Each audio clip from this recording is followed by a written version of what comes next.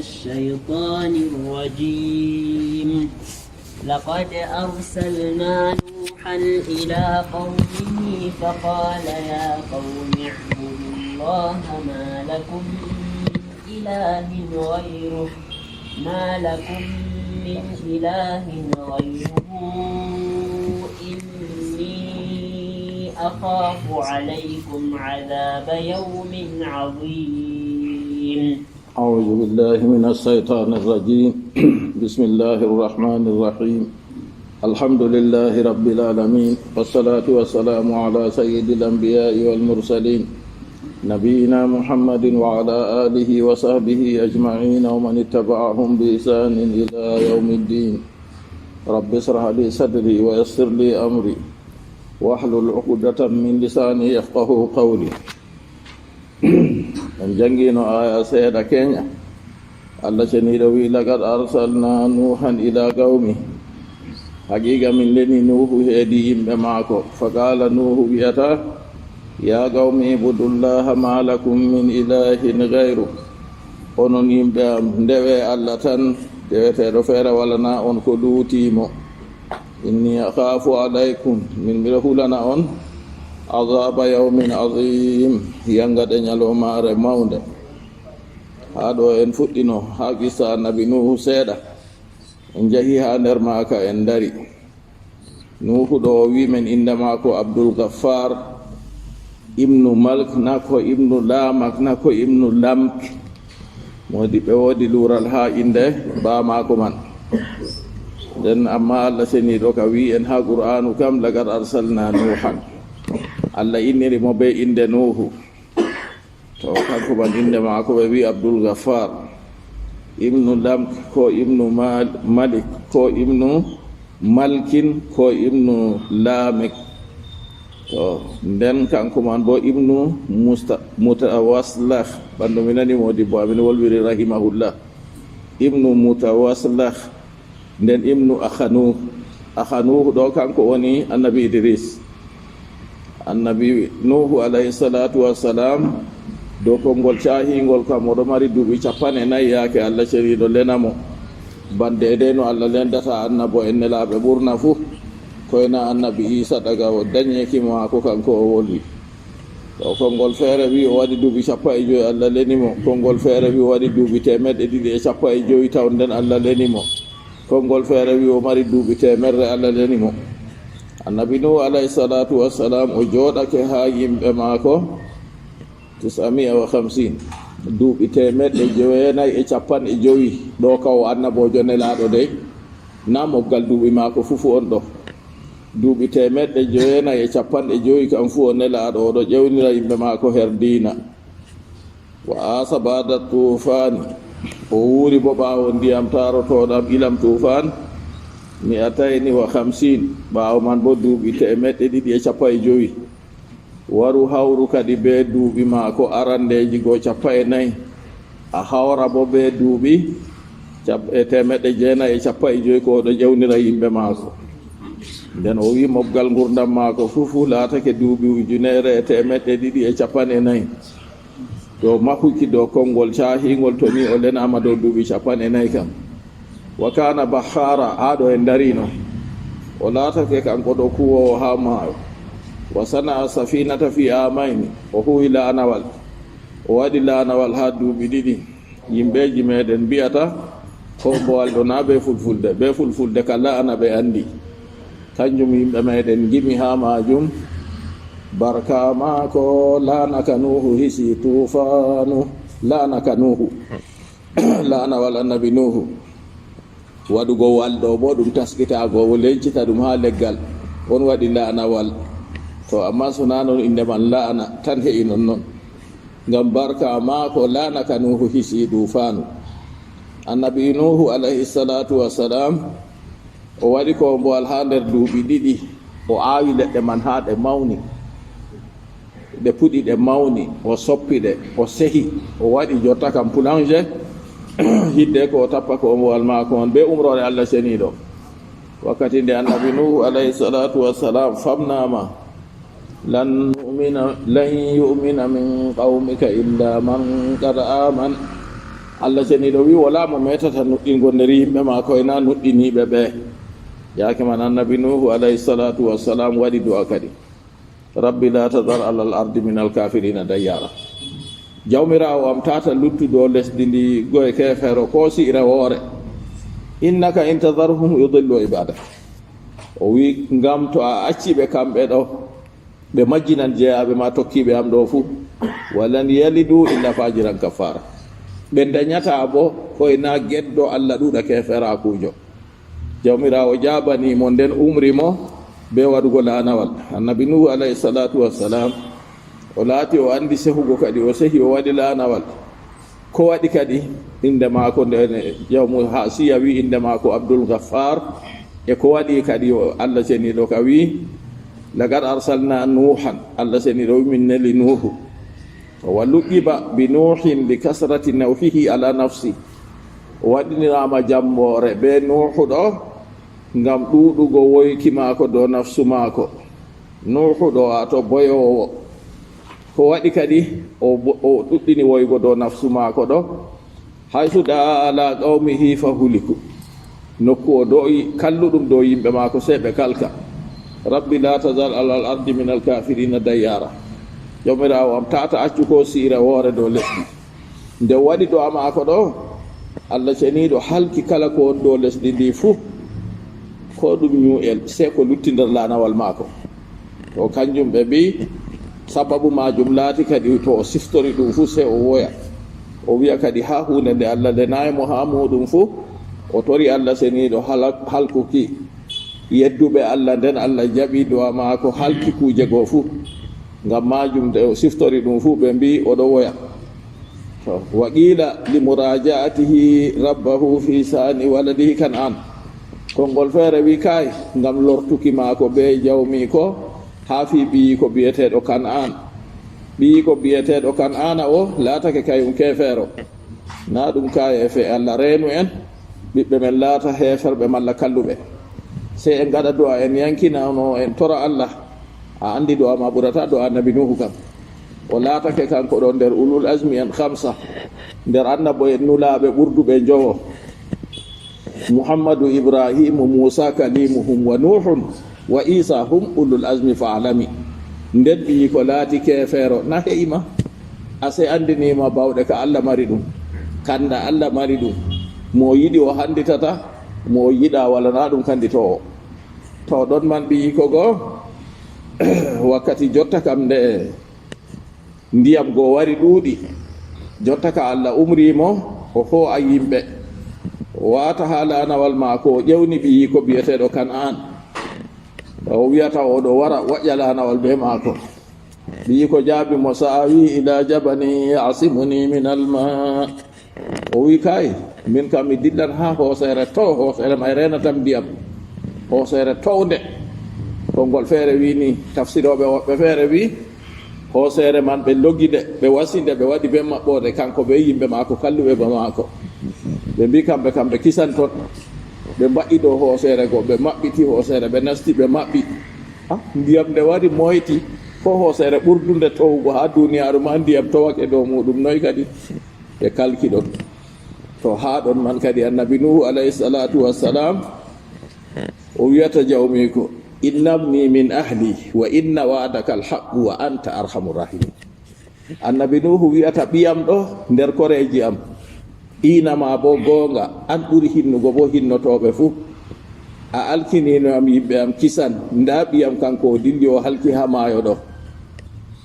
jawmirawo wimo innahu laysa min ahlik innahu amalun gayru salih kanko kan ana ɓiya ɗo na nder koreji ma wala nder yimɓe ma tokkiɓe ma kuugal maako na ɗum kuugal laamgal na kuugal bongal innahu laysa min ahlik innahu amalun gayru salih fala tasalni ma laysa laka bihi ilmu an nuhu tata ƴamam ha hunde nde andal wala nama her majum taw ɓe mbi konngol feere wi ngam dalila lortuki maako be jawmirawo ha konngol ɗo ha ɗon kadi o wiyata miɗo moltoroma jawmirawo miɗo ɗaɓɓitire kisdam no mi ƴame hunde ko andal wala nayam ha man ɓe mbi nde o siftori ko o lorti ɓe jawmirawo banniɗo fuu o woya kanjum ɗuɗɗini bojji maako en heɓi konngol ɗiɗaɓol ha ko laati o ɗuuɗi woygo ɗo konngol feere wi innahu marra ala kalbin majmumin faqala lahu ihsa ya qabi o yaadi ɓoosaru go mardu kuturu ndu tawi ndu kuturu ndu fuu maaru nde o yi ɓoosaru go o wi woɗɗa hey ñiddudu fa awha llahu ilayhi o wiyata allah seniɗo se wahyani annabi nuhu go o wiyata a abtani aw abtal kalba aw ibtani aw ibtal kalba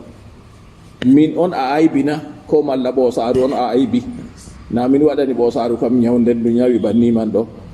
to konngol feere bo wi ɗo waɗi nde o siftori ɗum fuu o woya ɓe mbi ha laatake diidi gonɗi ha tokkata ɗo ha waɗi diidi ha gite maako kanko annabi nuh alayhi salatu wassalam wa quddima qissatu nuhin li anna qawmahu awwalu man kafara li anna qawmahu awwalu man kafara wastahaqqa al azaba to qissa annabi nuhu artira ha ɗo ngam yimɓe maako laatake hamɓe woni arande heeferɓe ko annabi adam alayhi salatu wassalam nela ummi daga jamanu maako ha yetti yimɓe ɓe annabi nuhu lena her muɗum ɓe fuu maɓɓe allah gooto ɓe ndewata ɓe anda rewgo hunde wonde feere kadi ha yimɓe ɓe annabi nuhu alayhi salatu wassalam lena her maɓɓe ɗo kamɓe fuɗɗi rewgo ko luuti allah no ɗum fuɗɗori bo teddingo ɓi adamajo teddingo salihijo ha sala keerol mum no a teddinir goɗɗo fuu be keerol man tata sala tata ƴatta ɗum yimɓe jowoɗon no ha maɓɓe dewoɓe allah no fanti nden ɓe ɗo baara misalu be maɓɓe ɓen go ɓe maayi goto ɓaawo goto ha ɓe timmidi nden ɓaawo ɗon saydanu wari sofndi ɓe ɓe nanata wolde saydanu kam amma saydanu waɗan wahayi mum be dabare muɗum saydanu famtini ɓe ɓeeɗo dewoɓe allah ɗo ɓe maayi ɓe timmi to on acci ɗum banni ɗum saali on gejjitan haala maɓɓe on gejjita rewugo allah saydanu wiɓe den amma jotta kam ko nafata kam mbaɗe jotta ka suuraji maɓɓe on darna ha sela genale maɓɓe ɗo on seha ɓana suuraji maɓɓe on waɗa monimanji maɓɓe on darno to on darni ɗo to on gari on daari ɗo ni on siftoranno ɓe dewiranno allah on dewa allah ayi saydanu tata gikke dey hunde ne juutiri fuu saydanu estoto allah renene sarri maako na mere on allah seniɗo wi to aɗa janga qur'an fastaiz billahi min assaitani rajim moltor allah eggo e saydanu goɗɗinaɗo hinnay ngam sona noon to a waɗi aɗa janga qur'anu a wiyay auju billahi min assaitani rajim wara o sukle ha jangdema a janga a famata ko a jangata a janga a taskitata ko a jangata a janga a hurata ɓe ko a jangata a janga a yankinata a janga jangde man nastata ɓernde ma saydanu waɗatno accuka noon ma a jangata man a wara o sukle ɓe huude wonde feere acca jangde man ma sam nasalullah salamata wal afiya ɗo saydanu wiyata ɓe jotta kam to on darni suuraji ɓeeɗo man ni yaake nde on ngari on giifu on siftoranno ɓe ndeworanno allah on ndewa allah jooɗi ha jamanu juuti ɓeeɗo go ɓe fuu maɓɓe ɓe maayi jamanu man saali to saydanu nasti nder kuuje goo saydanu wiyata ɓe ɓe kana jamanu mum saali jamanu woɓɓe feere wari saydanu wiyata ɓe artinoɓe on minin ndewanno saydanu nasti nder suura kuuje goo wolwani ɓe sujidaneɗam se yaake man ɓe sujidani saydanu ɗo ɓe fuɗɗiri rewugo ko luuti allah amma jamanuji ko artino ka fuu allah seniɗo tan won deweteɗo to annabi nuhu alayhi salatu wassalam kanko woni arano jonta kam mo lena ha yimɓe rewɓe ko luuti allah ɓen hufraniɓe allah nden yimɓe man heni yangada bo ɓe heni yangada go jotta kana allah andini mo lan yumina min qawmika illa man aman wala mo nuɗɗinta nder yimɓe maɗo jonta kam koyna mo nuɗɗini tan sababu majum kadi o tori allah halka ɓe allah wuri mo waɗa lanawal nde o waɗi lanawal yaake o soppi leɗɗe goo oɗo tappa lanawal maako goo har ɗon kadi jotta kam yimɓe maako goo to ɓe jaalimo ɓe jancomo kanko ɓe yimɓe maako nuɗɗiniɓe ɗume ɓe jabata yimɓe goo in taskaru minna fa inna naskaru minkum kama taskarun to on laati on ɗon jancomin minin fuu min tan mi jancago on bana on jancata min ɗo o waɗi lanawal maako gonde timmi ta ngal ɗo dari wakkati allah seniɗo waɗata umrore muɗum ha ɓe nastagal goo yottayi ɓe mbi nder jance maɓɓe warti jonta kam yimɓeji heferɓe goo warti totton ɓe yahata ɓe tarto ɓe totto ɓe yahata ɓe waɗa coofe maɓɓe lorɗe ɓen sewɗe fu nder lanawal maako goo kanko ko oɗo rena umrore Allah na o andi bawɗe Allah seniɗo ha nder ɗon goo ɓe mbiyata goɗɗo yehi ha waɗa haaje muɗum ɗon goɗɗo kuturujo dirsiti do'i ha haaje goo se terɗe muɗum fu yamɗiti kooli mum puɗi yecci yimɓe goɗɗo bumɗo yehi kay go do'i gita peeri say ɓe garti jotta ka moye fu yahan itta haaje goo wuja ñawɗo fu ha yamɗita ha warti ɓe looti lanawal ɓe lalligal laaɓi kal ko kacegol wala kala garɗo waɗi fu be noon fu yamɗita sende lanawal goo laaɓi tas to ɓaawo toon kadi nde Allah seniɗo muuyyaake hala kuye maɓɓe on umrimo kadi jonta ka be hoosugo kala tagaɗum fu gorgum gootum debbum gootum o naada nder lanawal Allah seniɗo ni waɗi kamɓe wonon yimɓe maako ɗo arande en rewɓe ko luuti Allah seniɗo wi laqad arsalna nuhan haqiqa min neli nuhu ha yimɓe maako ɗo ɗum ɗume ɓurna ka to ɓe wi yimɓe goɗɗo kam ɗum leñol maako on no to ɓe wi yimɓe wa wayne yimɓe ma ɗum leñol ma bandiraɓe ma ɓen ɓe on kawti ha ma gooto to ɗon man ɗo laatake ɗum yimɓe ma bandiraɓe ma to nden yimɓe man ɗo yofte bo dow majas dow ko luuti bandiraɓe bo ɓeye ɓen bo ɓe goɗɗo wondi be muɗum jawɗodi be muɗum to on jawɗodi be yimɓe wuro woto malla fatude woore malla nokkure woore ɗon fuu ɓen man fuu wiyete yimɓe ma ko ɓe laataki ɓe bandiraɓe fuu to ɓe nden kam laatake ɓen kam na ɗum bandiraɓe annabi nuhu amma ɓe jawɗodi ɓe goɗɗi ha nokkure woore to ɗon man Allah seniɗo wi min nelimo ha yimɓe maako kanko annabi nuhu alayhi salatu wassalam nden o fagala annabi nuhu wiyata ya qawmi ibudullah onon yimɓe am ndewe Allah tan woɗitine Allah be dewal inni akhafu alaykum ngam to on woɗitinayi Allah ya qawmi ibudullah ma lakum min ilahin gayru woɗitine Allah be dewal wala na on deweteɗo feere ko luuti Allah to ɗon man ɗo non woni deweteɗo feere dewaɗo ko luuti Allah fu dewal man mere dewaɗo ko luuti Allah fu dewal man ngal nafata dewaɗo ko luuti Allah fu ɗon kam jotta o hawranama be Allah yiɗa noon ya qawmi ibudullah ma lakum min ilahin gayruhu ma lakum min ilahin gayruhu o wi bil jarri ma lakum min ilahin gayrihi to wi bil jarri ɗo sifatun li ilahin ayi ilahin nden gayrihi to tindinore ha deweteɗo go wala na on deweteɗo feere ko luuti Allah warraf'i e turde to wi turde bo ma lakum min ilahin gayruhu banno windini en banni ɗo bo badalun min mahallihi ɗum badal ɗum waɗitaki ha nokkure man mo yiɗi jangugo faama nden to anda nahu badalun min mahallihi ɗo na sahlan mo seeɗa o wiya kadi ɗume badalun min mahallihi ɗo mahallu man ɗo ngam nokkure man ɗum nokkure turde on be fuɗɗitiddi haala ma lakum min ilahin gayruhu wato a fuɗɗiti haala feere nokkure man dow turde wonanno to a wi ma lakum min ilahin gayrihi bo gayri man ɗo a arfiti ɗum dow kalimawol ilahu to Allah seniɗo wiyata annabi nuhu wiɓe banni nden o wiyata inni akhafu alaykum annabi nuhu alayhi salatu wassalam ɓesdani ɓe fayi min o miɗo hulana on miɗo hula dow moɗon in abattum gayrahu to ni on ndewitana Allah miɗo hula azaba yawmin azim miɗo hulana on ƴangada ñalomare mawnde wal mana ubudullaha li annahu laysa lakum ilahun gayru ndewe Allah tan ta ndewe tanamako ngam ko woni fi deweteɗo feere wala ko luuti Allah wa inni atahaqqaqu nuzul al azabi al akhirati bikum in khalaftum dhalik min o miɗo tabbitina jippaaki yangada ka alakhira dow moɗon to ni on luuti bolwa ɗum ɗo to on rewi ko luuti Allah fakat ande yangada alakhira heɓa noon imma ajilan fi dunya aw ajilan fil akhirah malla ma yangada man ka yawɗa ka heɓa on her duniyaru malla bo ka sabbita her alakhira malla bo ɗiɗi fu waɗa yangada go heɓa on ha duniya ragare man yangada makka bo heɓa on ha alakhira na bannima noon laati nde ɓe kalkama ha duniyaru na yi yangada jawka kam wari to nden ɓe kalkiri do keferaku yangada ka alakhira kanka bo katawanɓe ni annabi nuhu alayhi salatu wassalam o wajori yimɓe maako min miɗo hulana on adaba yawmin adim yangada ñalomare mawde nde huwa yawmul qiyama kayre woni ñalomare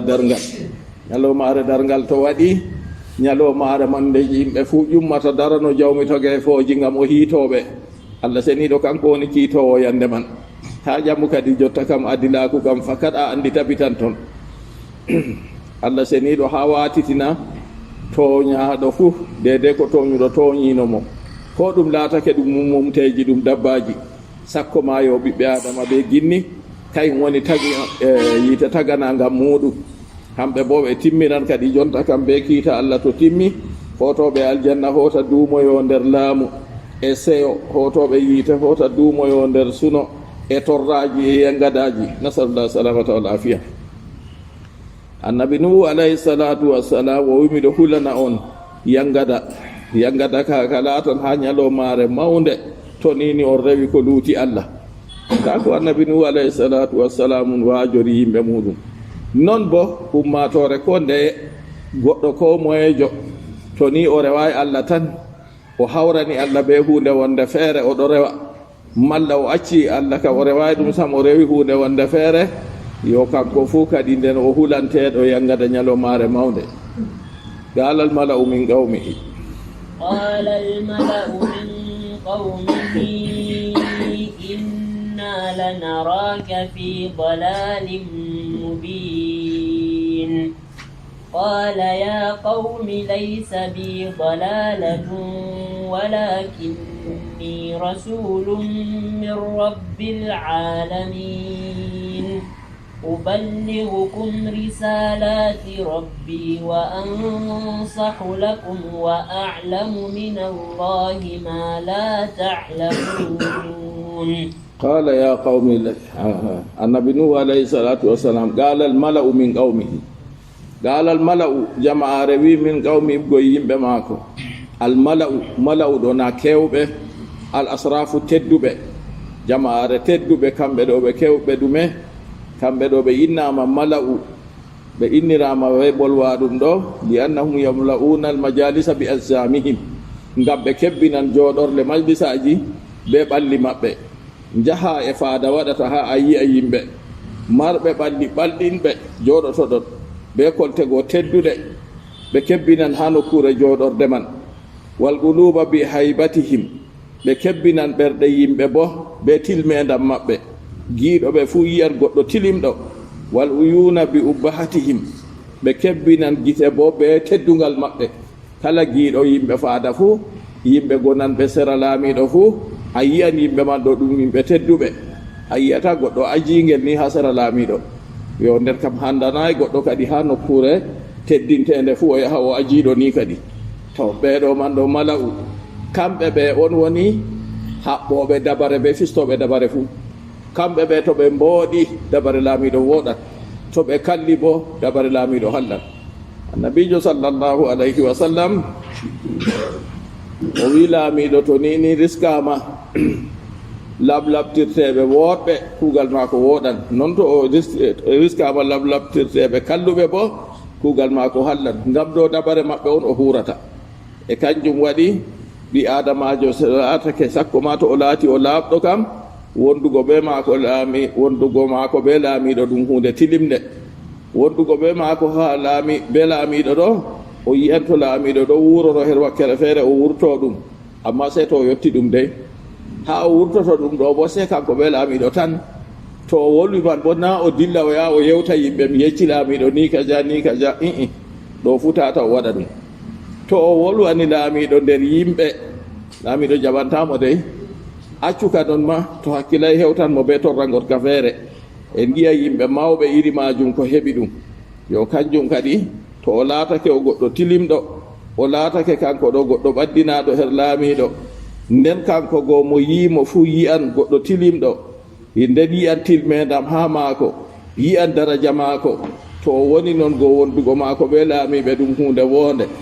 nden dalila bo ɗume ngam dalila o hando ɗum o hollita ɗum ha laawol to woodi ha ɗo wuroro Umar ibn al-Khattab radiyallahu anhu yimɓe dursuɓe qur'anu laatake kamɓe woni yimɓe faada maako, ko ɓe dotti en ko ɓe derte en fuu. Dursuɓe qur'anu kamɓe woni yimɓe faada maako. To a dursayi qur'anu ka tata ɓada.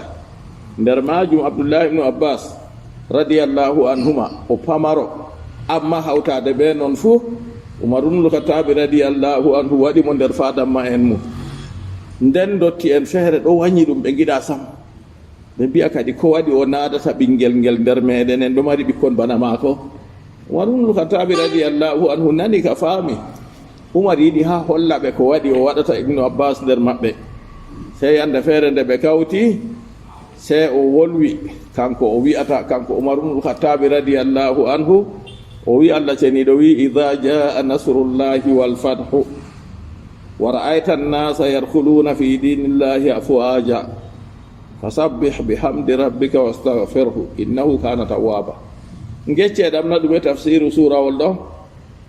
Dotti en woɓɓe feere mbi to Allah seniɗo hokki min heɓi min maɓɓiti gure yaake man min senna Allah min ɗaɓɓitiramo faruye.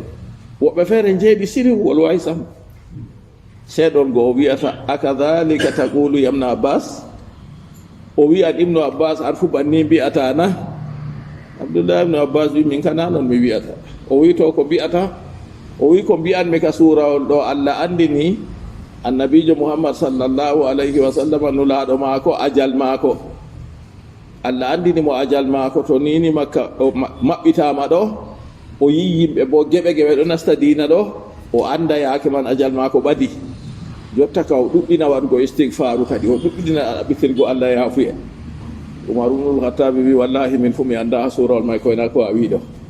To yimɓe jijeɗo no yiya way o ɓinguel go ase andal ka tokkaki be haala famɗugo duuɓi be ɗuɗugo duuɓi. Na ɓurɗo ɗuɗugo duuɓi on marata andal, na tulli diɗɗo famɗugo duuɓi on latata majjuɗo, na non. Taw ɗon man ɗo kadi Umar ibn al-Khattab radiyallahu anhu ko waɗi en bolwi ɗo yimɓe faada maako, kamɓe yimɓe dursuɓe qur'anu on latata yimɓe faada Umar. To o wi galal malaw, jama'are wi malaw ɗo ɗum jama'are heewande majlisa be ɓalli maɓɓe, heewande ɓerɗe yimɓe be tilmendam maɓɓe, heewanɓe gite yimɓe be mangu maɓɓe, darajaji maɓɓe. Min gawmi ɓe yibgo yimɓe annabi Nuhu lam yaqul alladhina kafaru. Allah wi'ay galal mala'u min alladhina kafaru, o wi'ay non min gawmihi ibgo yimɓe annabi Nuhu ni o wi misla ma qila fi qawmi hudin, ban yeru ko wi'ama ha yimɓe huudu. Li anna dhalika kana fi mabda'i risalatihi, ngam bolwa ɗum ɗo laatake ha fuɗɗode nelal annabi Nuhu alayhi salatu wassalam. Walam yakun samma mu'minun, yande man bo nuɗɗiniɗo laataki. ɓeɗo man ɓe fufu ɓe lattake ɓe heferɓe, ɓe garti jotta ka labbi tan ɓe ndewata. To nden bo laati Allah seniɗo nelimo, kanko bo woni arandejo nelaɗo ha yimɓe rewɓe ko luuti Allah. kaza qila, o wi banni wi'a wal ahsanu kam an yuqala hadafahu minhu li ilmihi mimma yati fil ayati al ukhra. O moytiɗo ngam dalila anduki ko tammi warugo ha aya gotka feere. qala al mala'u al asrafu, jamare al asrafu teddunde min gawmi ibgo yimɓe maako ɓe mbi inna lanaraka fi dalalin mubin. Allahu akbar.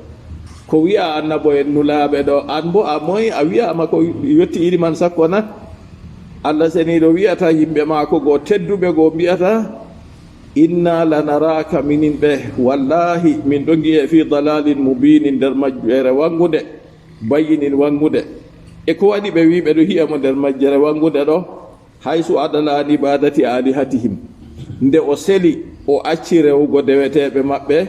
almustami'ina alayha almaskurin, deweteɓe maɓɓe ɓe laati ɓe ɗon no kawri dow maɓɓe, ɓe ɗon no ndewa ɓe, banno wari fi surati Nuh fi qawli ta'ala, konngol Allah ɓaŋiɗo wa qalu la tadarunna alihatakum. ɓe mbi kayya haala oɗo ta acce deweteɓe moɗon, haala oɗo ko ƴewnirta on ɗo o majjuɗo on, ta acce deweteɓe moɗon. deweteɓe man ɓe wala tajarunna wuddan wala suwa'an wala yagusa wa ya'uqa wa nasran. nda yimɓe jowogo ɓe laatino dewoɓe Allah seniɗo, nden nde ɓe maayi ɓe waɗi suraji maɓɓe, ɓe darni ha ragare man sayɗano umri ɓe rewugo ɗum go. To ɓe mbitata acce deweteɓe moɗon. nden nde annabi nuhu alayhi salatu wassalam ƴewniri ɓe ɓe mbi kay kamɓe ka ɓe ɗo giyamo kanko ɗo o majjuɗo on na o acci rewgo deweteɗo maɓɓe qala ya qawmi laysa bi dalala annabi nuhu alayhi salatu wassalam o wi hey yimɓe am hey onon yimɓe am ya yimɓe am laysa bi dalala wala nayam majjere ko iri ndeye a yi laysa riwi haala dalala wari alifi ɓe laamu wala to haa ɗon yimɓe balaga wiɗo huuɓa kadi iri majjere ko ndeyere wala ha am sam o wi laysa bi dalalatun o yayi laysa li dalalun o wi laysa li dalalatun wiigo laysa li dalalatun hiya ammu min addalali kañum ma ɓuri huuɓugo dininta to o wino laysa li dalalun ko waɗi li anna dalala huwa alkhuruju anil haqqi min kulli wajhin dalalu kam ɗum wurtugo accina goonga ɓe kala huusitirde fuu wa dalalatu hiya alkhuruju anil haqqi walaw bi wajhin nden dalalatu bo ɗum wurtugo accina goonga man ko ɓe huusitago her maaka ko noon fo wurti o accika sam kanjo wi konngol annabi nuhu alayhi salatu wassalam ya gawmi laysa bi dalala ya yimɓe am min o iri majjere ko nde yere wala her am o wi konngol may ɓuri huuɓugo kadi min addalali fa nafyuha ablagu min nafyihi riwugo dalala ɓuri huuɓugo ɓuri ƴewtugo dininta riwugo dalal o wi ataɓe walakinni rasulun min rabbil alamin majjere ka ko iri ndeye wala her am on mbimin o miɗo on nder majjere on ɗum yiyami majjuɗo ɗo walakinni amma sekaka min o rasulun mi nulaɗo min rabbil alamina ebgoye jawmu tageefoji nda ko woni ha amon won ɗo walakinni rasulun jotta kam o wukkini kalima goo ha deydey haala nda riwugo majjere wala her maako nda tabitingo kanko go o nulaɗo jawmirawo tageefoji walakinni sekaka min o rasulun mi nulaɗo min rabbil alamina ebgoye jawmu tageefoji onon man bo on ɗon nder takle man nder ka jawmirawo leniyam her moɗon nane ko mi wiyata on acce wiigo jance acce wiigo wayyo majjere ɗon haram on ɗo yiya mi majjuɗo ɗo nanon uballigukum risalati rabbi wa ansahu lakum ha ɗon annabi nuhu alayhi salatu wassalam wiyata ɓe nde mi nelaɗo jawmirawo tageefoji uballigukum miɗo yettinana on ubligukum bi tahfifi ɓe hoynuki uballigukum bi tasdidi ɓe sidduki miɗo yettinana on risalati rabbi nele jawmam risalat waddiri ɗum be jam'u ngam taskitaki be limlimnuki jamanu duuɓi temeɗɗe joyena e capanɗe joyi fuu oɗo ƴewna ɓe kam na yi ummatore nde wara sala dilla acca mo ummatore nde wara sala dilla acca mo nden kannele man ɗe ɗuuɗi kanjum o waddiri ɗum be jam'u risalati rabbi wa ansahu lakum yo ɗon man ɗo holli en ɗum jamanuru juundu ha annabi nuhu alayhi salatu wassalam ɗo ƴewnira ɓe se ɗum waɗi bannele goɗe ɗuɗɗe kadi to nden laatake bo neɗaɓe her muɗum bo ɓe laatake kiitaji goo feere feere miɗo yewtinana on miɗo yettinana on risalati rabbi nele jawmam wa ansahu lakum miɗo nasiyana on bo uridul khayra miɗo muyani on khayru miɗo muyani on boɗɗum miɗo muyani on ko nafata mon ha diina moɗon be duniyaru moɗon be lahira moɗon fuu min ka ko mi ɗaɓɓitiri on ɗo hunde ko nafata on on ansahu lakum miɗo nasiyana on nasiha ɗum ɗumejum annashu nasiha ɗum kanjum woni iradatul khayri lil gayri kama yuriduhu li nafsihi kanjum woni muñanago tana muɗum hayru ba goɗɗo man muñanta hoore muɗum annabijo sallllahu alayhi wa sallam o wi la yuminu ahadukum hatta yuhibba li akhihi ma yuhibbu li gayri ma yuhibbu li nafsihi na la yuminu ahadukum hatta yuhibba li akhihi ma yuhibbu li nafsi goto mon nuɗɗinta ha o yiɗana derɗi koko o yiɗani hoore maako har ɗon mo ndi ɓe mbi imanaku man timmata on se to o yetti noon ndaara kadi imanaku ma yetti noon na to yotta e noon habdu ni ko ɗum heɓa ɗum fanda seɗɗa kam to kanjum woni mo yiɗanago goɗɗo nasiyaku ɗum a yiɗanatanama deydey ko a yiɗani hoore ma kanjum annabi nuhu alayhi salatu wassalam o wi miɗo nasiyana on wa alamu min allahi ma la talamun nde mi laatake mi nelaɗo jawmirawo tageefoji bo nden kam mi andi daga to allah hunde nde on anda miɗo andi deydey ko allah seniɗo wi ko allah seniɗo umriyam onon bo o umra e on ko ena min on mi yettinana on miɗo andi ha allah ko on anda min al ahkami go e kiitaji allati taatihi anillahi kiitaji mam garanandi annabi nuhu daga to Allah aw min al adhabi alladhi yahillu bikum yahillu bihim illam yu'minu malla bo annabi nuhu alayhi salatu wassalam wiɓe miɗo andi yangada ka tammi waran oɗo andi yangada ka tammi waran goɓe to nini ɓe nuɗɗinayi na yiɗo fu daga to Allah ceniɗo kiitaji malla yangada ka tammi wargo to ɓe nuɗɗinayi ɗo kam fu kanko ga oɗo andi no andiri Allah andinimo ɗum nden o wiyata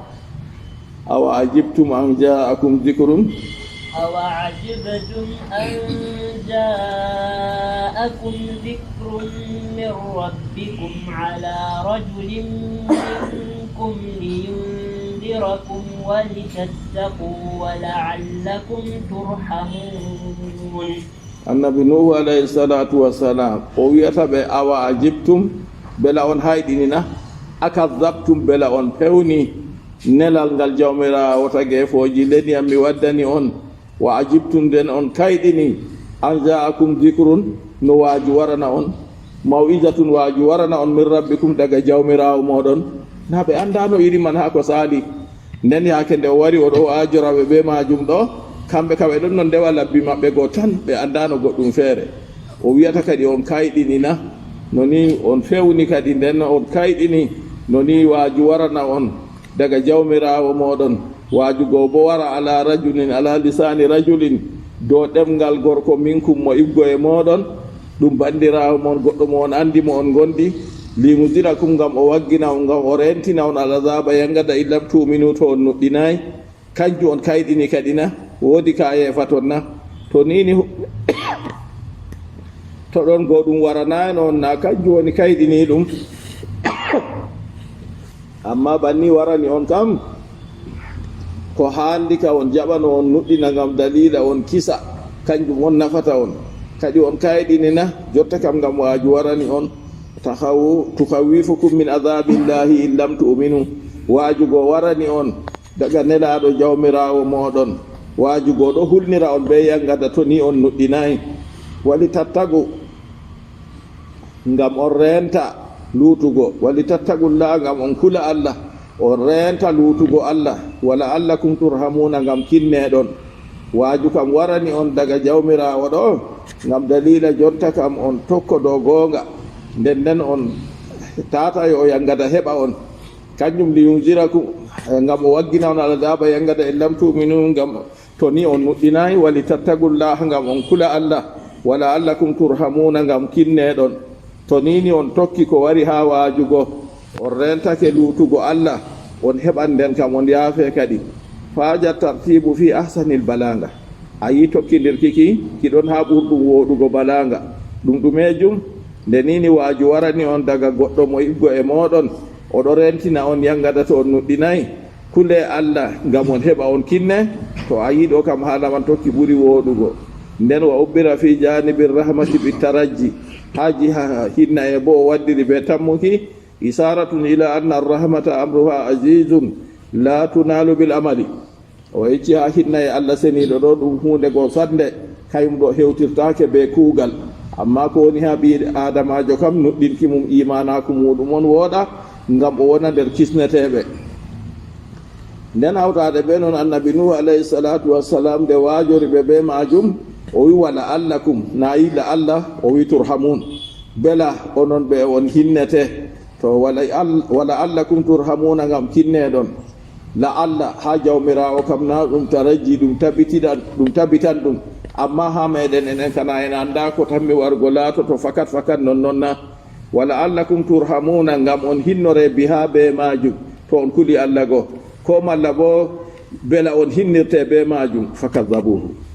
فكذبوه فأنجيناه والذين معه في الفلك وأغرقنا الذين كذبوا بآياتنا إنهم كانوا قوما عمين. nden banni gona nda waaju ka warani ɓe laamgu goɗɗo mo ɓe anndi o wiɓe bo min o minelaɗo jawmu tageefoji o leniyam mi waddani on jotta kam on ndewamo kanko tan wala na on deweteɗo feere ko luutimo to nini on rewimo kanko tan kam kisnam woodanan on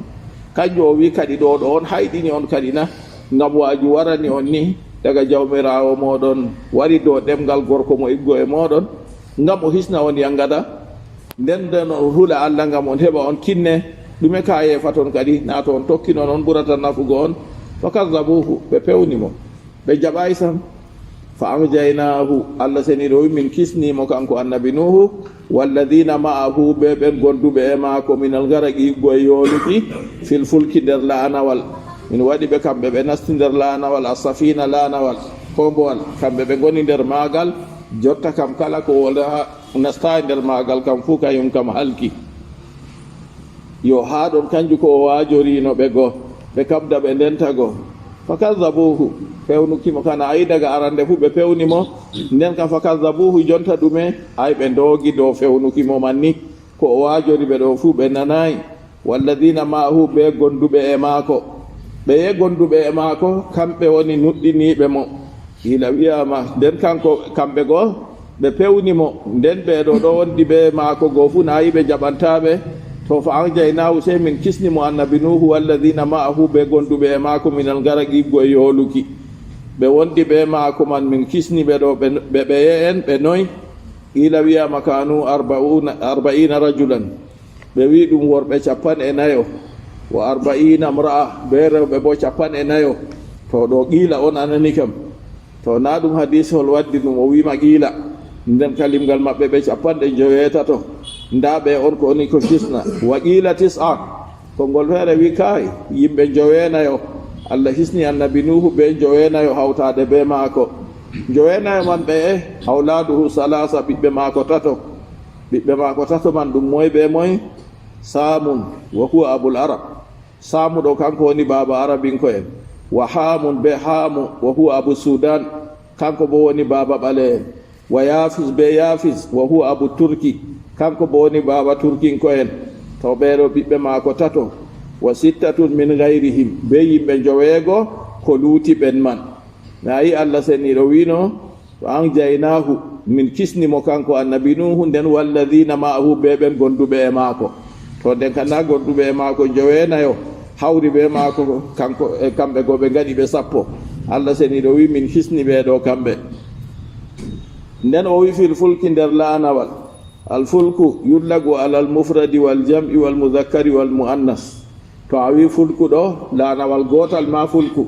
to ɗe ɗuɗɗe ma fulku nden to a yiɗi waddugo dow hunde worɗinande ma ɗum fulku to a yiɗi waddugo dow hunde rewɗinande ma fuu ɗum fulku ni jawmu hasiya wi o wi fuu ɗum sañjata inde man alfulku non to Allah seniɗo waɗi banni hisni ɓe naadi ɓe nder fulku wasnul mufradi to nden ha ɗon a safina wa kana tuluha 300 jira'in ɓe wi juutirka magal laatake bakin piyaɗɗe 300 juutirka laanawal man ko mbol annabi nuhu wa samkuha 30 jira'an tekkuki magal bo laatake bana piyaɗɗe 30 wa arduha 50 nden jaajirka magal bo laatake piyaɗɗe 50 ni ko mbol man ngal woni nden wa tabagatuha 30 ko mbol man bo ngal mari étage ji 3 asufla lil wuhusi wa dawabi suudu lesru ha ko mbol man ɗum laatake ngam dalila gewɗi e dabbaji mumteji kayum kan woni nder ɗon wal wusɗa nden suudu cakaru lil insi ɗo bo woɗani ɓiɓɓe adama wal ulya nden suudu heedudu dow ɗon bo littu yuuri wodani colli wa rakibaha fi asiri rajab Allah seniɗo umrimo kadi o waƴƴi laanawal go ha 1 lewru rajab ha o waƴƴa go noy Allah seniɗo waɗi jonta kam ndiyam toɓan ɓulan ha lesdi fuu to jotta ka o waƴƴi laanawal go ha 1 lewru rajab duye suumetendu wawɓe yimɓe men feere wiya suumetendu mawɓe wastawat alal juudi fi asril muharram nden ko mbowal go ngal yehi ngal ɓoosi ngal dari dow hoosere wiyetende juudi ha 1 lewru haram to jonta ka to a yi 1 lewru rajab nden ha 1 lewru haram a heftan bakin ñalɗe noy on ko ngal woni ha ɗon ndiyam go ngal ɗo wanca ɗon ngal wari ngal dari ɗon ɗon man go juudiyugo ha toye woni yimɓe feere wi nder leddi turki yimɓe feere wi nder leddi iraq on hoosere juuɗi woni amma to a fii ɗum jontani ha portable ɗo ni to français to arabia ayiyan ɓe banginante amma konguɗi ɗuɗɗi masin ɓe banginan ɓe hollama ba misalu la'anawal man fu nda ngal ni ngal ɗon ha dow hoosere to ngal yahi ngal dari ɗon la'anawal man jonta luttuɗum magal ɗon na yimɓe tawi keɓtina ko malla yimɓe keɓta ɗum konguɗi modiɓe ɗiɗi fu ha yimɓe mbiɓe ɓe keɓti nda ɗum goo kanjum ɓeɗo holla nda misalu man ha dow hoosere to a fii hoosere juudiɗo ni to a fii a tawan to nden ɗon man ɓeɗo waɗa bo be kalimaji goɗɗi feere be lunga ajamiya ɓeɗo windira ɗum fuu majum to ha deydey nokkure man ɗo ɓe wiyata yimɓe feere wi nder leddi Irak ɗum woni yimɓe feere bo wi nder leddi Turki ɗum woni yimɓe feere wi kay hakkunde leddi Turki be leddi Irak ɗum woni yimɓe feere wi ɗum dayayi ha nokkure wiyetende Mawsil bo nokkure man ɓe dayayi ɗon bo ha nder leddi Irak on woni ɗum konguɗi ɗuɗɗiɗi modi ɓe bolwi ha toye laanawal man ngal dari dow juudiyu ɗo ha nder leddi ndiye ɗum woni ko waɗi luural banni man kadi ko waɗi luural ɗo ɓoyma ɗo lesɗe man nde sendaka no amma ɓawoɗo on lesɗe man kadi nasara en gari tawi sendi waɗa ɗo lesdi ka jari ɗo lesdi ka jari a hiisa a laara maral arande kamɓe en marino ɗon kañum kadi lencitorte ha nokkure man ɗum Allah seniɗo waɗi hisni annabi Nuhu daga yooluki nonnon ɓe gonduɓe e maako nuɗɗiniɓe nden Allah seniɗo wi ɓaawo toon fa agragna alladina kadabu bi ayatina fa agragna se min jooɗi min kalki alladina kadabu bi ayatina ɓen fewnuɓe ayaji amin tufani ɓe ndiyam tarotoɗam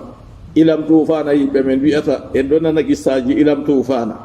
Allah seniɗo waɗi ɗon man ɗo halki yimɓe goo kam fuu be mummumteji kuje dasotoɗe fiirotoɗe miroji fuu wala ko lutti koye na ko woni nder la'anawal annabi Nuhu alayhi salatu wassalam nde ni Allah seniɗo muñi halkugo kuje goo Allah umri annabi Nuhu alayhi salatu wassalam jotta ka o hoosa kala kuje goo fuu gorel gotel deyel gotel o wata nder la'anawal maako badno en nani goo amma ɓiɓɓe adama kana ɓuri noon kadi nde kamɓe ka ɓe laatake ha toye nde kamɓe ka ɓe laatake kamɓe ɓuri ɗuɗugo kamɓe goo bo ɓe ɗon fayinta ha babal maɓɓe feere to ɗon goo ni Allah seniɗo waɗi ɓe hikima muɗum o umriri annabi Nuhu alayhi salatu wassalam waɗi hebbini nder la'anawal goo o wa'ingal ha lewru Rajab sappore lewru sumetendu wawɓe nden ngal daroy dow hoosere juudiyu bo ha sappore lewru Haram waɗu lissafi kadi a heftan ñalɗe noy on ngal ɗo wancida be maɓɓe to ɗon go ngal ɗo wanca dow ndiyam a andi bo jotta ka ko ñaame ko watte ɗumake en fuu se nder magal ɗo woni wala nokkure wonde feere ngam duniyaru fufu ndiyam man ɗam heewi to jotta kam ɓaawo ɗon nde Allah seniɗo darningal dow juudiyu Allah seniɗo hisni annabi Nuhu be yimɓe luttuɓe nder magal e ndiyam man no ɗam waɗi kadi to ndiyam man arande kama to ndiyam man jummita on ɓe mbi ndiyam man ɗo nde ñalɗe man yetti daga nane ma Allah seniɗo yecci annabi Nuhu alayhi salatu wassalamu alama yaake halkuki ɓeeɗo man to yetti ndiyam fuɗɗan ɓulugo ha huɓɓirde ha nokkure fuur ɓe mbiyata fuur ndiyam fuɗɗan ɓulugo ɗon yiyende bo fuɗɗan toɓugo yaake man Allah seniɗo umri leddi kadi ɓulna ndiyam mum umri asama bo toɓna ndiyam mum ñalɗe noyi ɗo bo ɗam ɗo toɓa woɓɓe feere wi ñalɗe 4 yiyende ɗo toɓa leddi bo ndiyam ɗo ɓula taƴamu kadi duniyaru fufu yooɗi wala ha nokkure lutti hoosere ɓurde towugo kayum man ndiyam man dowake towi dow muɗum waɗi metaji duniyaru fuu ndiyam man yooɗi hebbini jontani mi andi hanuman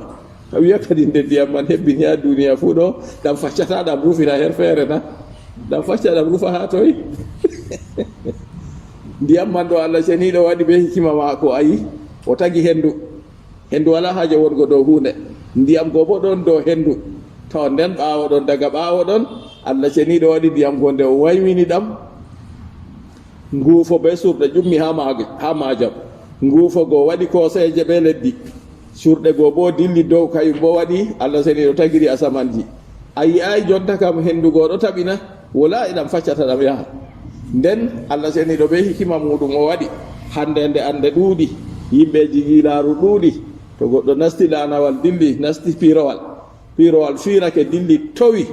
yahan yotto ha pellere dow be les be sera fuu fotan ko woni noon to goɗɗo wurti ha piirowal man ɗo to yotti ha deydey niveau nokkure man ɗo ko wurti ɗo do'ata oxygine je fooɗata mo magnatis je fooɗata mo courant garfena ɗum heɓe wiyata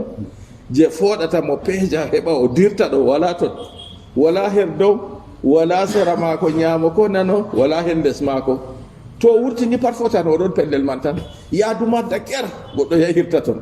to ndiyam gona yi wala ha ɗam rufira ɗam heewi duniyaru fof nden wakkati nde Allah seniɗo muuyi ndiyam goɗam timma ɗon kadi jotta ka Allah seniɗo umri asama jogita ndiyam mum leddi bo jogita ndiyam mum accaka en bo wulnugo ndiyam goɗam dari to ha ɗam dari go leddi yarti ndiyam mum acci ndiyam go goɗɗam feere dewi ɓe wi kanjum woni majete ko a yiyata ɗo daga aran nden o ɗum wooda ni Allah seniɗo waɗiri ɗum be hikima muɗum to ɓe wi woodi ha nokkure wonde feere ha nder leddi Turki man ha jotta kam ha laamorde wonde feere ɗon ko ɗakki ɗum ha nokkure wiyetende Kurdistan to ha ko ɗakki ɗon man ɓe wi ɗoɗɗon ha juudiyu man woni dayaki ɗon bami wi on konguɗimodi ɓe ɗuuɗɓe woni ha toye nokkure man tabitinde ha kombowal man dari dow juudiyu amma dow juudiyu kam banni ka ɓe bolwi ko waɗi ɓeɗo wi leddi Turki ɓe bo wi leddi Arab leddi Irak ngam yaake man ɗo lesɗe man ɗe sendakano jotta ka dawla ka yemari no ha deydeyji ha nokkure man yo kanjum hiitante kadi ha ɗon Allah ceniɗo wi hisni annabi Nuhu walladina ma'ahu be gonɓe e maako nuɗɗiniɓe kanjum man en bolwi ɓeɗo man ɗo nda deydey limgal maɓɓe deydey ko modiɓɓe mbi ɓe temeɗɗe ɓe 90 na ko malla ɓe 90 na ko malla ɓe 9 na ɗum konguɗi ɗuɗɗi jawmu ha siya ɗo waddi konguɗi ɗiɗi o acci deydey ko lutti kam fuu o wolwigo kombowal go deydey tekkuki magal juutuki magal yaajuki magal ɓe ngal ɗo mari bo jotta kam de cuuɗi tati ɗo mari étage ji tati ha kombowal man ni Allah seni ɗon umririmo o mahira kombowal man dow noon on o mahiringal ngal waɗi bannigo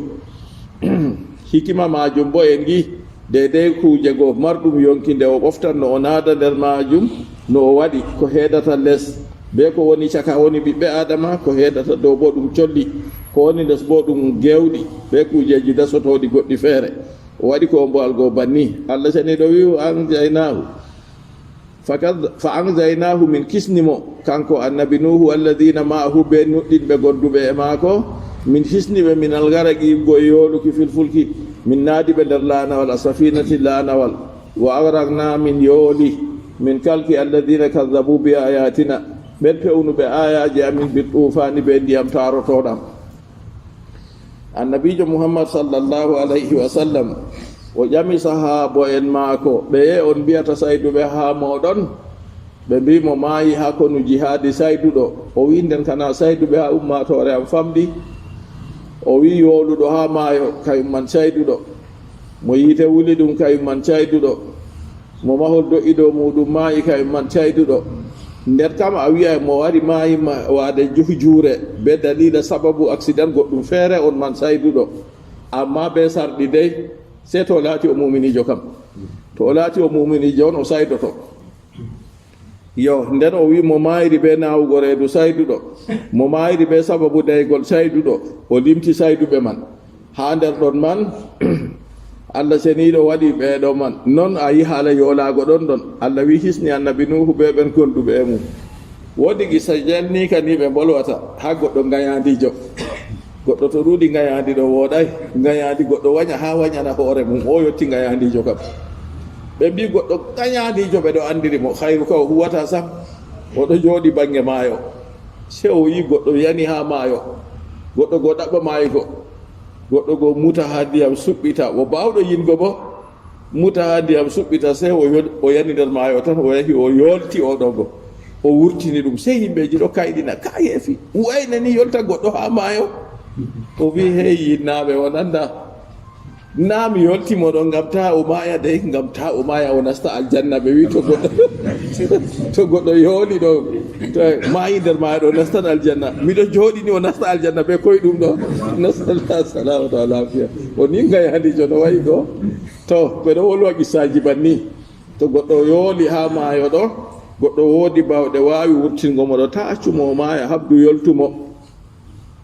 Allah seni do min kisni annabi nuhu be gondube e mudum amma min kalki alladhina kazzabu bi ayatina min yoli ben pewnuɓe ayaji amin kaɓe ɗufani ɓe ndiyam tarotoɗam innahum kanu qauman amin Allah seni ɗo wi innahum hamɓe ɓe kanuɓe laatake qauman yimɓe goo amin wumɓe anil haqqi ɓe accini gonga ɗo ɓe giyataka heedi ka heedi fuu ɓe nanataka nanɗe ɗe faamuki nden ɓe hakkiltaka hakkilo ngo hutinirgo ɓe giyataka bo giɗɗe ɗe faamu gonga ɗo ɓe dayi ka kamɓe on woni ɓe min kalki wa ila adin akhahum huda وإلى عاد أخاهم هودا قال يا قوم اعبدوا الله ما لكم من إله غيره أفلا تتقون قال الملأ الذين كفروا من قومه إنا لنراك في سفاهة وإنا لنظنك من الكاذبين قال يا قوم ليس بي سفاهة ولكني رسول من رب العالمين أبلغكم رسالات ربي وأنا لكم ناصح أمين أوعجبتم أن جاءكم ذكر من ربكم على رجل منكم لينذركم واذكروا إذ جعلكم خلفاء من بعد قوم نوح وزادكم في الخلق بسطة فاذكروا آلاء الله لعلكم تفلحون. نيكا دي الله سني رولوي قصة لناكي ماكو النبي نوح عليه الصلاة والسلام سيدا وولوا سورة الغول سيدا وولوا سورة الغول فيرة بدأ دو قصة كيا وولوا سورة الغول فيرة بو أستا كوني ها سورة الغول بني سيداي nden Allah seni do jokki ha do fahinta wa ila adin akhahum huda eni ayaje bannude jutiri haala man kado jokki dum luttini on bo ɓurawi minti ɗiɗi en daro ha ɗo en fuɗɗitira janngo to Allah seni ɗo muuyi ha wa ila adin akhahum huda nasallah salamata wal afiya wa sallallahu wa sallim wa barik ala nabiyyika wa rasulika Muhammad wa ala alihi wa sahbihi